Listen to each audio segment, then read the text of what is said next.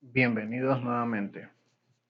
Como se había mencionado, procederemos a exponer las fórmulas para calcular el punto de equilibrio y realizar el análisis costo-volumen-utilidad.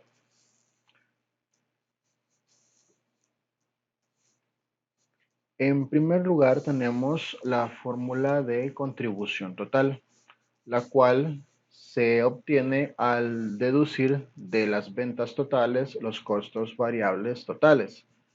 Recordemos de que en este caso ya tenemos clasificados y distinguidos los costos entre fijos y variables. De igual forma se presentan otras maneras en las cuales es posible hacer este cálculo, ya sea que tengamos los valores desde una perspectiva total a nivel unitario, precios de venta, costos variables unitarios, y estos tengan que operarse por los datos de las unidades que se espera vender. De igual manera, el margen de contribución puede ser obtenido al sumar el costo fijo más la utilidad deseada. Y al operar el margen de contribución unitario, luego veremos esa fórmula, pero se trata de la diferencia entre el precio de venta y el costo variable unitario multiplicado por las unidades a vender.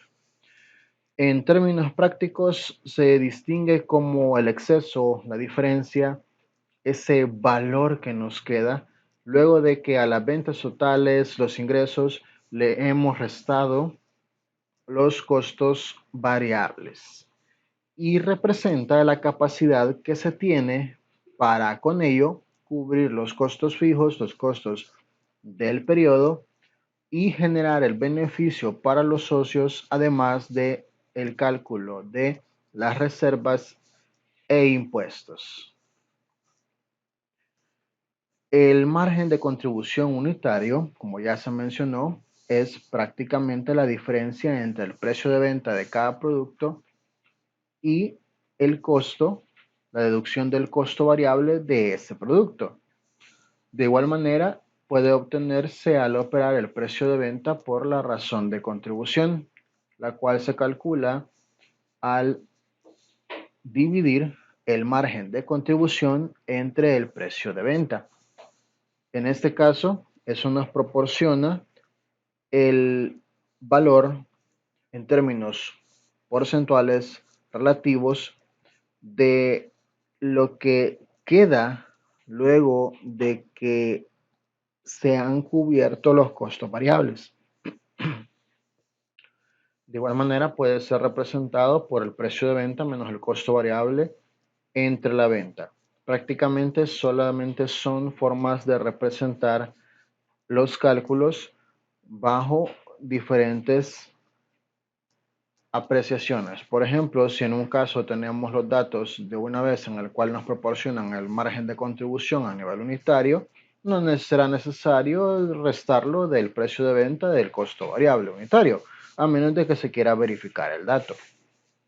De igual manera, esto puede representar la división entre el valor del precio de venta, el costo variable unitario y el precio, luego despejar o reexpresar en términos de las propiedades de los quebrados, las operaciones con quebrados o fracciones, y obtenemos que precio de venta entre precio de venta equivale a 1 menos costo variable entre precio de venta, dado que en este caso el costo variable unitario entre el precio de venta representa la razón de recuperación, es decir, la proporción por sobre el precio de los artículos vendidos, que se puede decir es absorbida por los costos variables.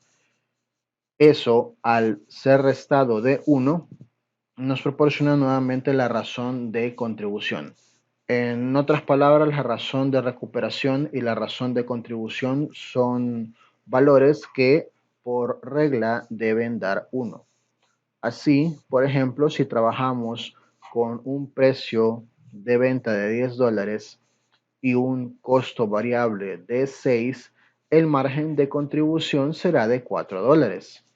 Al operar y obtener la razón de contribución, esto nos daría como resultado un 40%, mientras que al obtener la razón de recuperación, es decir, costo variable entre precio de venta, nos daría un 60%.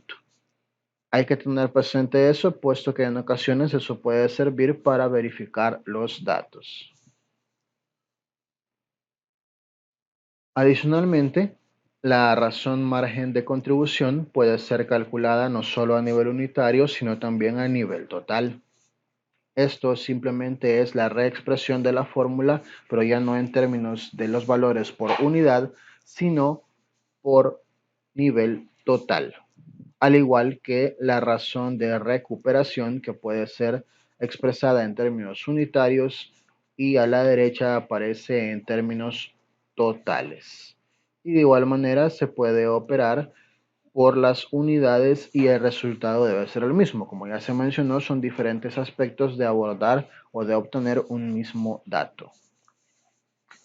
La razón margen de seguridad, que bien se expresó anteriormente, que es ese margen de maniobra, esa libertad sin que sea imperativo que se haga, que la organización tiene para reducir o para soportar una reducción en la demanda de sus productos y por consiguiente en los ingresos sin que esto implique obtener pérdidas.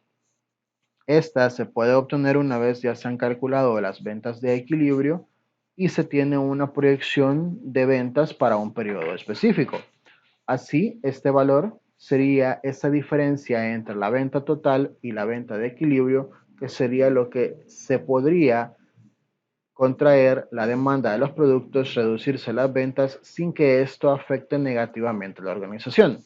Desde luego, hablar de reducir los ingresos o las ventas no es un aspecto que se escuche con oídos alegres, sino más bien se refiere al hecho de que entre más alto o mayor sea ese nivel de maniobra, ese margen, esa diferencia, menor riesgo tendrá la organización en incurrir en pérdida.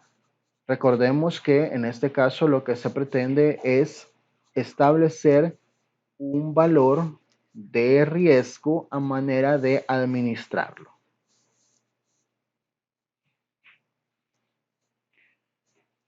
La razón margen de seguridad puede ser calculada a nivel monetario y a nivel unitario. Ahí es cuestión simplemente que se represente la diferencia entre o la división entre la venta total y la venta de equilibrio, es decir, el margen de seguridad entre la venta total. De igual forma puede hacerse a nivel unitario. Solamente, y reiterando, es necesario tener presente, conocer las fórmulas y tener presente los datos de los que se dispone. En cuanto al punto de equilibrio mediante el enfoque de la ecuación, nosotros tenemos que, en primer lugar, las ventas a nivel total deben ser tales que equiparen a los costos variables totales, los costos fijos y la utilidad deseada. Ahí, en ese punto, se debe contemplar que a efecto de establecer el punto de equilibrio, la utilidad esperada es cero. No hay beneficio, ni hay pérdida, la utilidad será cero. Muchas organizaciones lo que hacen es que a partir de un cierto nivel de rentabilidad establecen cuánto quieren ganar y a partir de ahí distribuyen ese valor a sus productos a través del precio de venta.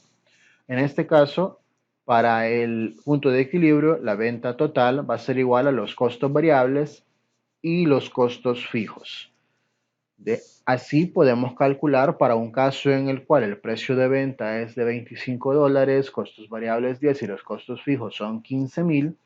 Al realizar el cálculo obtenemos de que es necesario vender 1,000 unidades para obtener un resultado en el cual no ganemos ni perdamos. Como bien se mencionaba anteriormente con el análisis marginal, al considerar la unidad 1, es decir, la unidad 1001, a partir de ese punto ya se comenzaría a percibir utilidades. No así al vender un número menor al de las unidades de equilibrio. En cuanto al enfoque gráfico, nosotros tenemos presente que a efecto de elaborar o de calcular el punto de equilibrio es necesario tener diferentes niveles de actividad, puesto que este método se basa en parte en la inspección. Así, podemos decir de que tomando los datos del ejemplo anteriormente citado, ante un nivel de actividad en el cual las ventas en unidades se tienen 0, 500, 1000 hasta 2000. Se observa el comportamiento de las ventas, los costos, el margen de contribución y los costos fijos, que como bien sabemos se mantendrán constantes independientemente del nivel de actividad y siempre y cuando no se sobrepase la capacidad instalada. En este caso, al producir 0 unidades o al vender 0 unidades, el costo fijo se mantiene y por tanto la pérdida es de 15.000. Al elaborar un cierto número de unidades, se obtiene una pérdida de 10.000, puesto que como en este caso ya estamos vendiendo, sí se genera ingreso. Por tanto, el valor de la pérdida se reduce. En el caso de 1000 unidades, el valor de la pérdida llega hasta 5000. Y cuando, de acuerdo al ejercicio que se planteaba, alcanzamos el punto de equilibrio, 1000 unidades, aquí ya no hay pérdida. Luego, al incrementar el nivel de ventas hasta 2000, ya comenzamos a percibir utilidades. Esta representa solamente el costo fijo y el variable. Fue colocado aquí a efecto de representarlo gráficamente. Como bien podemos observar, aquí tenemos el gráfico en el cual se ha colocado los datos correspondientes a los diferentes niveles de actividad. Así, podemos observar que cuando nosotros estamos produciendo y vendiendo, aquí nuestra venta total es de 0. Y luego, a medida que esto va cambiando y se van vendiendo productos, llegamos hasta el punto de equilibrio, en el cual aquí los ingresos son equiparados a los costos y gastos. La línea verde representa los costos fijos y la morada los costos totales, es decir, como bien se estipuló aquí, la suma de los costos fijos más los variables. Nótese que en este caso el costo variable surge a partir de este punto, dado que estamos hablando que se empiezan a producir unidades y a partir de ahí es que se generan.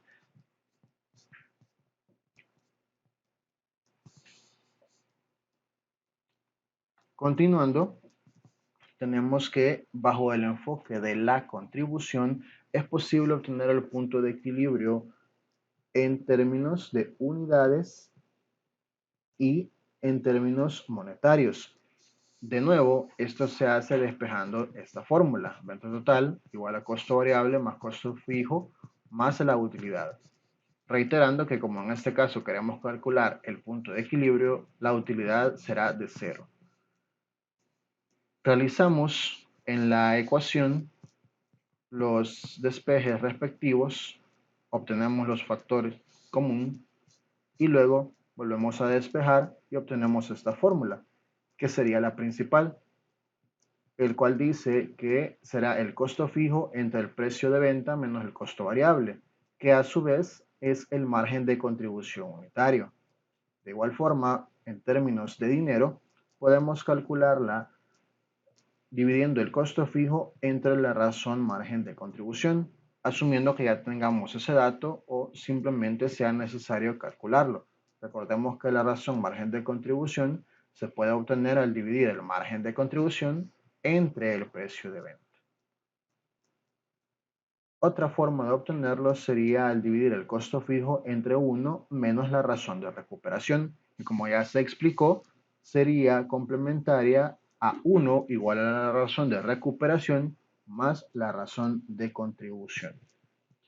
Y el costo fijo sobre 1 menos costo variable unitario entre precio de venta, que sería el mismo cálculo para obtener la razón de recuperación.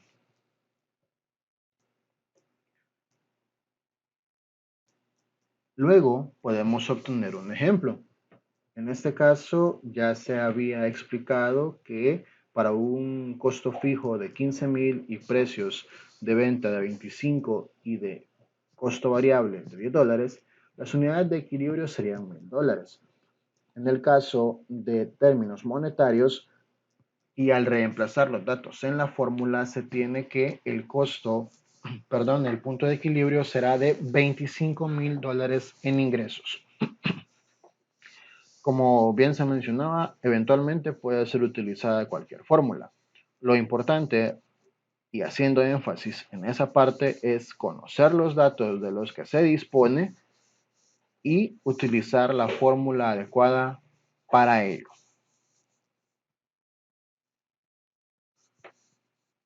En términos de utilidad meta y la rentabilidad que desea ser alcanzada, nosotros podemos obtener los datos de las unidades a vender o, en términos monetarios, lo que necesita ser vendido partiendo de esta fórmula. En términos unitarios tendríamos que sería las unidades por el precio de venta igual al costo variable por las unidades, siempre las vendidas, en este caso es lo mismo, el costo y la utilidad.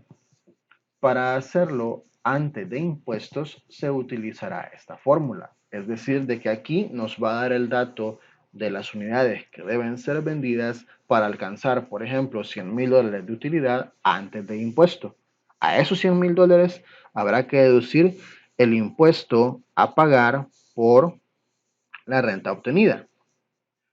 En la última, después de impuestos, con ella y aplicando 1 menos t, donde t es el valor de la tasa impositiva, nosotros podemos obtener cuánto debemos vender para que en este caso ya no sea 100,000 lo que nos quede para luego restarle los impuestos, sino más bien que luego de restar los impuestos nos queden $100,000. Ahora, en términos relativos, la utilidad meta se puede calcular como un porcentaje de los ingresos.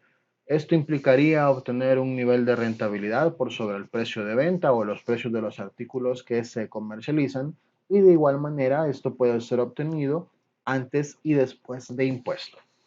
La distinción es la planificación de utilidades. Si yo quiero tener una cierta cantidad libre después de impuestos, utilizaré la fórmula respectiva, en este caso la última. Si yo simplemente quiero alcanzar un nivel de utilidad y con ella pagar impuestos, pues utilizo esta de aquí, ya sea esta o esta otra. Al final lo que interesa es, como se reitera, tener conciencia de lo que se está haciendo. Hasta aquí quedamos este día.